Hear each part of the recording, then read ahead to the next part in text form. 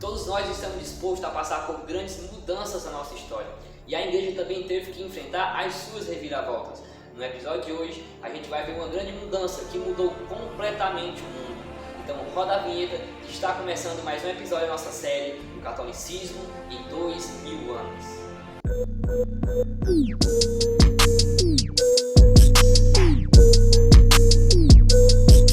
E aí galera, estamos aqui para o quinto episódio da nossa série O Catolicismo em 2000 anos. Mas antes de irmos para o conteúdo, já quero pedir aquela ajuda como sempre, para você curtir o vídeo, compartilhar, comentar e também não esquece de se inscrever na nossa página do Instagram, Missão Católica Mais Louvor, para ficar por dentro de tudo das atividades da missão, tá bom? Então, vamos para o conteúdo.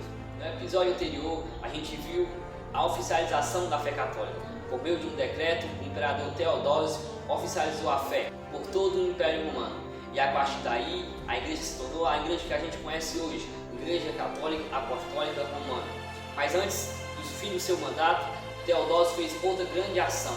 Ele dividiu o Império Romano em duas partes, o Império Romano do Ocidente e o Império Romano do Oriente. E parece que não ia dar muito certo. E após essa medida mal sucedida, as fronteiras do Império Romano começaram a se enfraquecer, o lado ocidental do Império Romano começou a se enfraquecer, e uma galera que recebeu o apelido de bárbaros, que esse apelido não leva em conta realmente o que eles eram, mas começaram a invadir o Império Romano, e ali daria início ao fim do Império Romano do lado ocidental. E após essas invasões, aquilo que era mais ou menos o Império Romano Ocidental começou a se destruir e se tornou ali vários pequenos reinos, né? E esses reinos mais na frente viriam a se tornar países como a França, Inglaterra e Espanha. Já do lado oriental, a realidade era totalmente diferente. Enquanto o lado ocidental se destruía, o lado oriental se fortalecia mais ainda. Pelo contrário, já que o lado ocidental se destruía, o lado oriental viveu por mais ou menos ainda quase 1000 anos, né? Com a sua capital em Constantinopla, conhecido como o Império Bizantino. O lado oriental se fortaleceu e durou muito tempo. Mas como a nossa história vem do lado ocidental, do lado da Europa, a gente vai deixar o lado oriental de lado um pouco e vamos focar mais no lado ocidental. No lado oriental, cada vez mais forte, uma realidade totalmente diferente, já que no lado ocidental vivia um caos em todas as áreas. Um caos na sociedade, um caos político, um caos econômico, e as pessoas já não queriam mais obedecer aqueles últimos imperadores. Então deu início a um fim do Império Romano. E com esse caos por completo na Europa, somente uma força poderia ocupar o trono da Europa, a parte de maior liderança, uma força que estivesse bem estabelecida. E naquela época, naquele momento, somente uma força estava bem estabelecida, a Igreja Católica Apostólica Romana. E então, em meio a esse caos europeu, surge um vácuo na liderança europeia. Então, a igreja toma força e se estabelece como a maior liderança europeia naquele momento. E então é aqui que surge o papado. E não se engane aqui, esse nome papado, falado agora há pouco, é só um título da história que a teologia vem contar. Os papas existiram desde a época de Pedro, que foi o primeiro. Desde Pedro até hoje, os papas nunca deixaram de existir.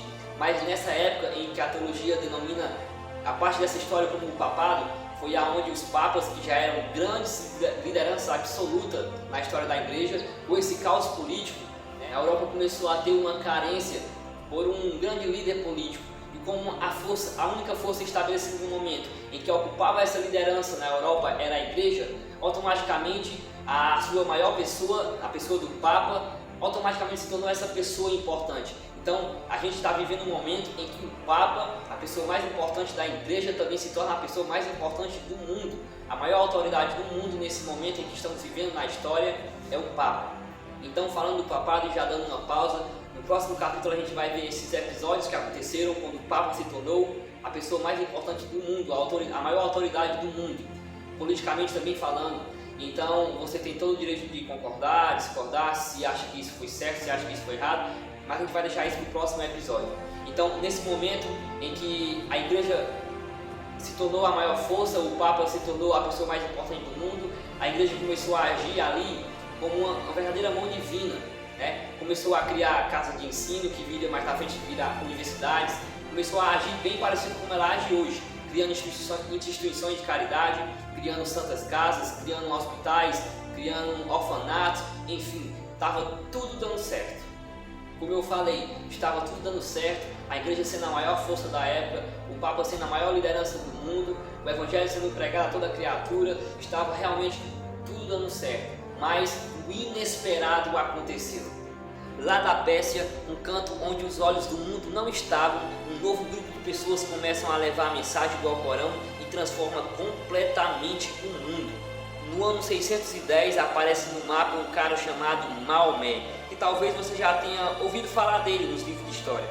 Maomé cresceu lá na Pérsia em uma família de comerciantes e foi criado pelo seu tio, mas o comércio não deu muito certo e ele passou quase toda a sua vida como pastor de ovelhas. Mas aí por volta do ano 610, de acordo com uma lenda muçulmana, certa vez Maomé estava numa montanha em seu retiro espiritual em Meca, na cidade de Meca, e o anjo Gabriel apareceu dizendo para anunciar a verdadeira mensagem do verdadeiro Deus. E com a sua mensagem no estilo dos profetas do Antigo Testamento, que dizia que ele trazia a verdadeira mensagem do verdadeiro Deus, ressignificando o Antigo Testamento, e até mesmo o próprio Jesus. A princípio, Maomé não foi muito bem recebido na sua região, na sua cidade, e em 622 ele acabou fugindo para a cidade de Medina. Inclusive, é a partir desse ano que os muçulmanos contam os anos até hoje. E então, a partir dessa mudança de cidade, o Islã é restabelecido. E em pouco tempo, o mapa do mundo se transformou completamente. E de uma maneira incrivelmente rápida, em pouco tempo eles conquistaram toda a Pérsia e parecia que eles estavam destinados a conquistar o mundo. As coisas a partir daí foram extremamente rápidas. No ano 635, a cidade de Damasco cai sob o poder dos muçulmanos. No ano de 637 foi a vez da cidade de Antioquia. No ano 638, a cidade de Jerusalém, o berço do cristianismo e do catolicismo, caiu também para o poder muçulmano. E em 642, uma parte da África também caiu. Logo depois foi a vez da cidade de Cartago, na África, e enfim eles conquistaram toda a região da Espanha no ano 711. Isso realmente foi uma avalanche, mudou completamente o mundo. E isso trouxe grandes consequências para o mundo inteiro, principalmente para a Europa. E os católicos que viviam na Europa se sentiam cada dia mais ameaçados, pois para onde eles olhavam só viam muçulmanos. Os católicos deixaram de ter relacionamentos comerciais com a arte, muitos problemas sociais começaram a aparecer por causa do boom que foi o Islã. Mas finalmente, depois de 100 anos dessa avalanche do islamismo, na Batalha de Duz, no ano 732, o avanço foi contido e o Islã se acalmou um pouquinho e o catolicismo começou a respirar mais tranquilo. E depois dessa avalanche que foi o islamismo, a Europa começa a viver uma espécie de renascimento, mais ou menos como se fosse uma reconstrução. Então, lembra que eu falei que os papas estavam ganhando mais poder e notoriedade? Então foi no ano 800 depois de Cristo, o Papa coroou um novo imperador franco, que se tornaria a França futuramente, o grande imperador Carlos Magno.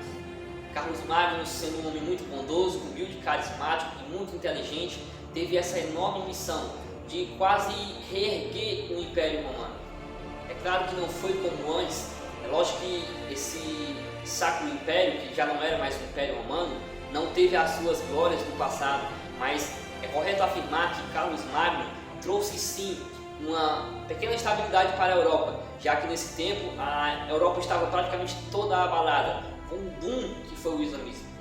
Carlos Magno era um grande conquistador e conquistou praticamente toda a Europa e ainda por cima conseguiu conter as grandes ameaças das épocas, como por exemplo os nórdicos e os vikings, que estavam tentando invadir a Europa naquele tempo a todo custo. E nessa época de Carlos Magno, mais uma vez a teologia começou a ser refeita, a filosofia começou a ser refeita, e é correto afirmar que houve sim um grande renascimento mais uma vez na Europa. E nessa época, até por causa das consequências econômicas causadas pelo avalanche do Islã, na Europa surge o feudalismo e a monarquia se torna muito poderosa naquela época. E então praticamente toda a cidade, toda a região naquela época queria um rei para chamar de seu. Então aparentemente parecia que as coisas melhorariam daqui para frente. Mas a continuação você só saberá na próxima semana, no mesmo dia e horário aqui do canal da Missão Mais do Gol, para o 6º episódio da série Catolicismo em 2000.